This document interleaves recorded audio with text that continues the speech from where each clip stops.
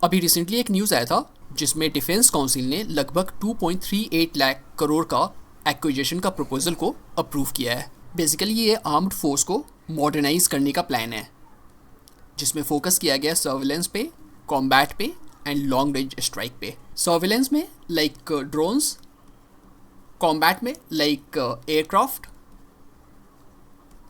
And long range strike में like missiles. तो अब बात करते हैं कि किन कंपनीज़ को मेन बेनिफिट होने वाली है। Hindustan aeronautics limited, Bharat electronics and Bharat dynamics.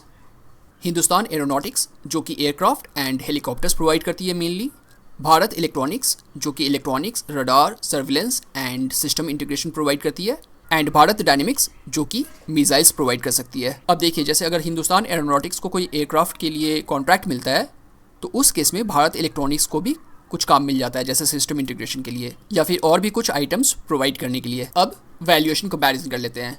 जैसे हिंदुस्तान एरोनॉटिक्स का अभी पीई चल रहा है 31, जबकि 5 ईयर मीडियन पीई है 22, सो अभी थोड़ा हायर साइड पे चल रहा है।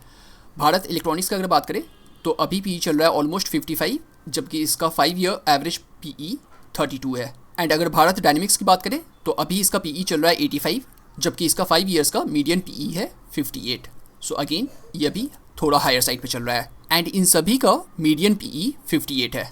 अगर ROCE देखें तो हिंदुस्तान एरोनॉटिक्स का है 34, भारत इलेक्ट्रॉनिक्स का है 39% एंड भारत डायनेमिक्स का है 20%, जबकि मीडियन है 19%।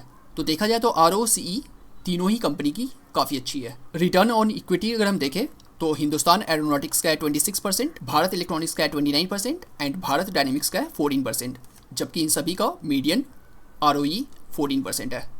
सो ओवरऑल देखा जाए तो ROCE अच्छी है, ROE भी ठीक ठाक है, बट पीई थोड़ा हायर साइड पे चल रहा है अभी इन सभी का। कुछ इंपॉर्टेंट रियलिटी चेक का बात कर ले। देखिए, approval of necessity is not equal to immediate revenue, क्योंकि अभी बस अप्रूवल ऑफ नेसेसिटी हुआ है। इसके बाद फिर टेंडर होगा, इसके बाद फिर ऑर्डर मिलेंगे एंड फिर एग्जीक्यूशन होगा। एंड जनरली कन्वर्जन होने में 2 to 5 ईयर्स लग जाते हैं। सो ऐसा नहीं है कि इन कंपनीज़ को अभी से ही रेवेन्यू आना शुरू हो जाएगा, इसमें अभी थोड़ा टाइम लगेगा। दूसरी बात आपको ध्यान रखना है कि वैल्यूएशन इन कंपनीज़ का भी फिलहाल बहुत हाई चल रहा है, इसको भी आपको ध्यान रखना है। एंड थर्ड बात जो आपको ध्यान रखना है वो है execution risk, like delays, lack of funds and policy changes. देखिए, इस वीडियोस में जो भी कंपनीज़ की हमने बात की है ये कोई बाई या सेल रिकमेंडेशन नहीं है, बस ये इन्फॉर्मेशन शेयर करने के लिए बनाया गया है, एजुकेशनल पर्पज़ के लिए है।